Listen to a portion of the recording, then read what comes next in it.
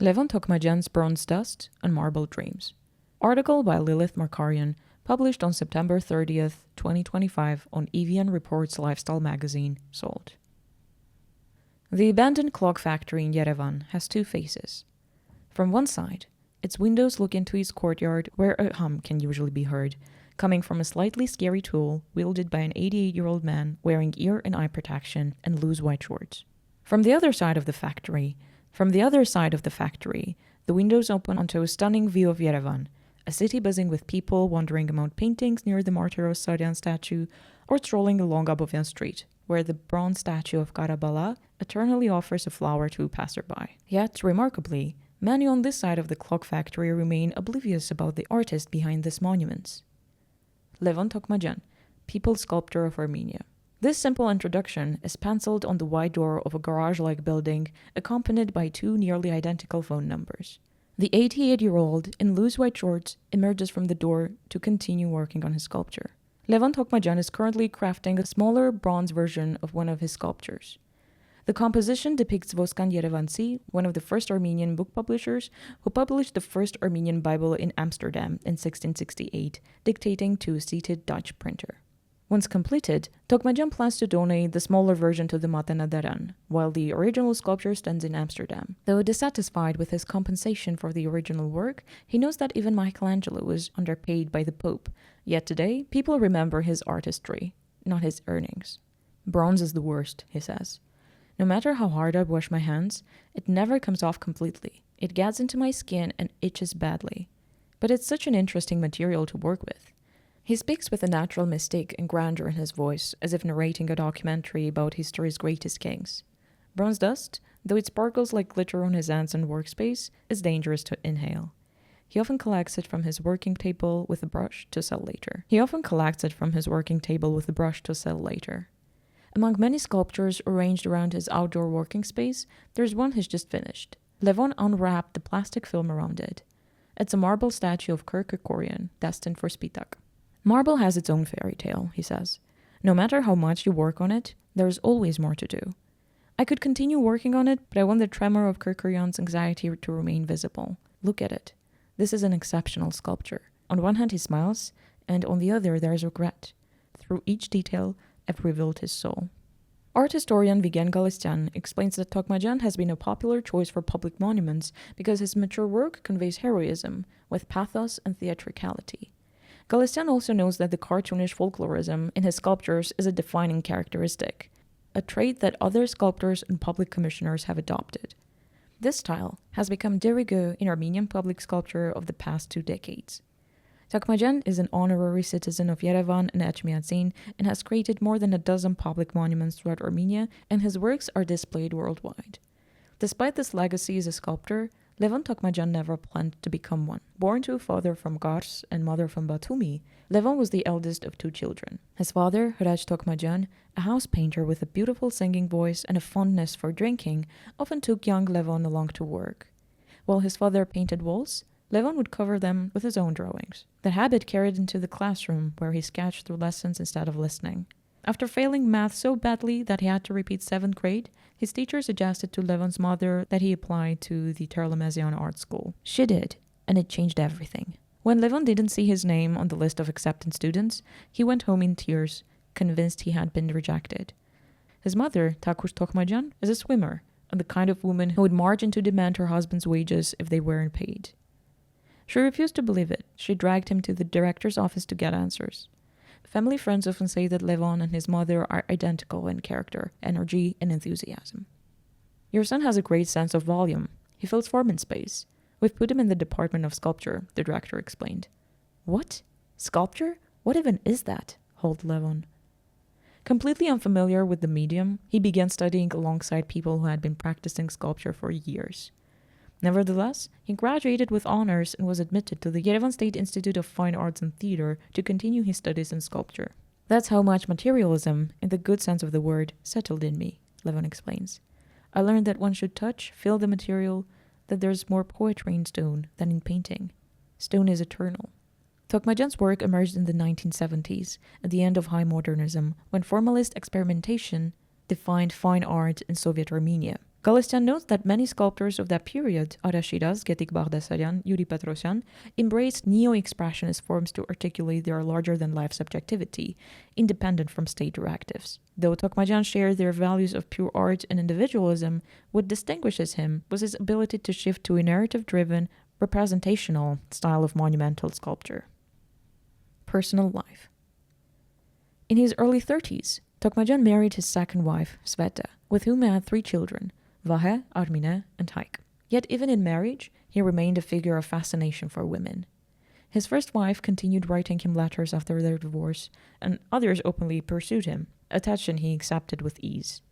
One encounter in the early 1970s left such an impression that he later turned it into a novel, a story of love. After navigating the difficult process of obtaining permission to leave the USSR, he finally arrived in Ravenna, Italy, the city that hosted the Dante Biennale. His marble sculpture depicting Dante and Virgil standing before the gates of heaven had earned him a gold medal, which was why he was there. Though he received the medal a year after the award announcement, it was presented to him by Giacomo Manzu, a sculptor he deeply admired. In Ravenna, Tokmajyan met Giovanna Raghetti, an attractive woman who had studied Russian in Moscow and served as his translator. Open in her admiration and unreserved in her flirtation, she made no secret of her interest. Tokmajyan, while careful to maintain boundaries, responded with playful charm, once half-joking that they would marry one day.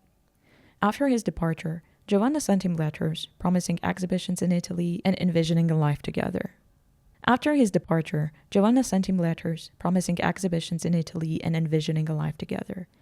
Tokmajyan saw Giovanna again a year after his visit to Ravenna, their reunion was nothing like he had imagined. She was in the hospital, her head shaved, seated in a wheelchair. Until then, Levon had planned to tell her gently that they could not be together. Instead, Giovanna rose from the chair, embraced him, and assured him that she would soon be discharged. Exhausted from travel, he postponed the conversation. Later, over dinner with a mutual friend, he asked about her condition. The friend silently slid him a slip of paper with a single word: AIDS. Tears welled in his eyes, but he resolved to be honest with her. The next day, Giovanna called, insisting she was fine and inviting him to meet her mother. Levon made it clear that they could not continue. A year later, after skipping the Dante Biennale, I had already won a gold medal, he explained. He called their mutual friend in Moscow to inquire about Giovanna. That's how he learned of her death. Tokmajyan only had the handwritten version of the story. He didn't want to publish it as he would need to change the characters' names. It wouldn't be Giovanna anymore. And this wasn't appealing to him, though he had already shared everything with his wife, Sveta. Levon's youngest son, Haik, 53, says that while his parents were different, his mother was his interlocutor. They would talk endlessly. She would always listen to him no matter what and support him, he explained. None of us can give him 100% in that way. And now that she's gone, I can see the gap in him. For a long time, Levon and his family lived in his studio on Kochar Street. Being exposed to that environment from an early age, Vahe and Haik, his sons, were also drawn to sculpting as well, despite both parents initially opposing this path.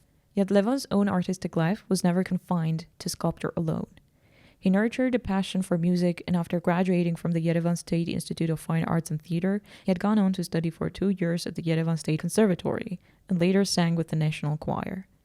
When they were young, Haik recalls another side of his father, how he would disappear for months touring with the National Choir. Touring was good for him. He was seeing new places, meeting new people, learning new things. I remember my father being fascinated by the conductor's movements. He would say it was as if, from afar, he was shaping volumes in the air. Singing would deepen his understanding of form, just as his sculptural knowledge enhanced his appreciation of music. Sculpture is hard, toilsome work. There's a lot of rough, coarse labor, especially in stone. But if you have the desire, none of that seems to be a significant burden, says Haik. Once my dad, Vahe, and I were all working on a huge piece of stone. One was chiseling, another was carving, and when my mom came to bring us food and saw us in that state, she exclaimed, "Oh no, my poor children." She didn't come to the workshop often. Levon's relationship with his children was always dry and pragmatic. He frequently intervened and told them what to do, a habit Haik found difficult to accept, despite knowing it was simply his father's nature. What frustrated him most was Levon's inconsistency, stating one position one day only to reverse it the next. Their conflicting approaches kept them in constant disagreement. However, those tensions have softened over the years. Father and son have always worked side by side in the same studio, The two almost identical phone numbers on the wide door belonged to Haik and Levon. At home, Sveta would encourage her children to be more patient with Levon. My mom was a unifying force, Haik recalls. For her grave, all three sculptors of the family, Levon, Vahe, and Haik, united to create a sculpture together. The idea that all three of us took part in the statue for her grave was very important to me, says Haik, no matter how hard it was going to be. Working with stone is good for health. The stone is taken from the depths of the earth, so it has energy. When you have energy, it robs it from you. When you don't, it gives it back to you. That energy transfers to the person. When one works, they feel good. If you work with stone indoors, it will leave you short of breath, not just because of dust, but also because of the confined energy. Stone needs space, explains Haik. Though it's relaxing for Levon to work outdoors, and though he does have his mother's energy, at 88, he sometimes gets tired now. His children are cautious about telling him to slow down, as he always does the opposite of what is told. Meanwhile, on the other side of the clock factory, the daily buzz of Yerevan rarely changes. People still walk past Tokmajyan's monuments, which serve as a significant signpost of their time and have become part of collective memory. When there was nothing more to tell about the latest statue, Tokmajyan threw the plastic cover back over it, securing it with a wire so the wind wouldn't lift it. "Let it stay covered for a while," he said. "Later, when I uncover it, I'll see it with fresh eyes. If you look at something every day, it becomes ordinary."